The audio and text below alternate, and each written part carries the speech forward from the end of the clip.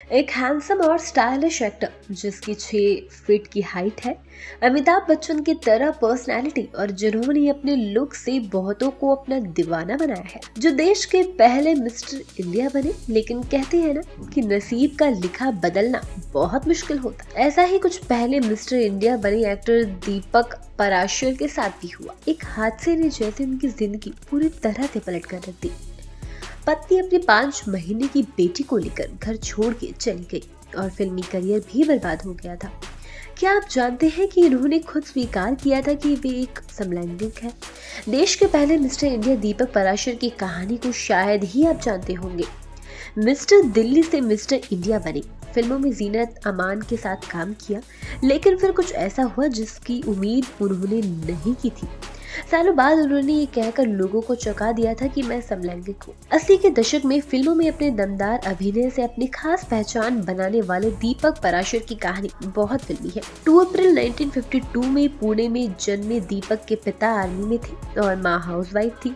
दिल्ली में पापा के ट्रांसफर के बाद आना हुआ। तब पढ़ाई पूरी करके कॉलेज में एडमिशन लेना था। सेंट स्टेशन कॉलेज में एडमिशन लिया और इस दौरान होटल मैनेजमेंट का भी कोर्स किया। एक दिन दोस्तों के साथ कॉफी पीने एक रास्ते में पहुंचे तो देखा लड़के लड़कियों की लाइन लगी है। तो पता चला कि मिस्टर इंडिया और मिस इंडिया बनने के लिए यहाँ फॉर्म भरे जा रही है। दोस्तों के कहने पर उन्होंने भी इस प्रतियोगिता में हिस्सा ले लिया।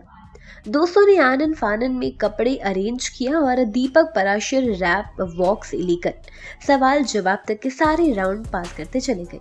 आगे के राउंड के लिए मुंबई पहुंचे, जहां देश भर युवा इस ताज के लिए पहुंचे थे। मुंबई पहुंचने के बाद भी जलवा जारी रहा और 1976 में वह पहले मिस्टर इंडिया बन चुके थे। जीनत अमान और देव आनंद ने उन्हें ताज से नवाजा भी था। मिस्टर इंडिया बनने के बाद मॉडलिंग की उन्हें कई ऑफर्स आने शुरू हो गए। कई टॉप ब्रांड्स की ऐड करने के बाद ये एक टॉप मॉडल की लिस्ट में शुमार हो गए। फिर दीपक ने फिल्मों की तरफ रुख लिया। उन्होंने भूमिका, निशांत और अंकुर जैसी कल्ट क्लासिक फिल्मों में असिस्टेंट डायरेक्टर के तौर पर काम किया। श्याम बेनेगल जैसे डायरेक्टर के साथ काम करके इन्होंने बॉलीवुड की बारीकियां सीखी और फिर उन्होंने एक्टिंग के लिए भी ऑफर्स आने शुरू हो गए। उन्होंने यूनाइटेड प्रोड्यूसर प्रतियोगिता में हिस्सा लिया और इसके भी विनर बन गए। ये वही प्रतियोगिता थी जहां फिल्म इंडस्ट्री जिसने राजेश खन्ना जैसे सुपरस्टार हम लोगों को दिए।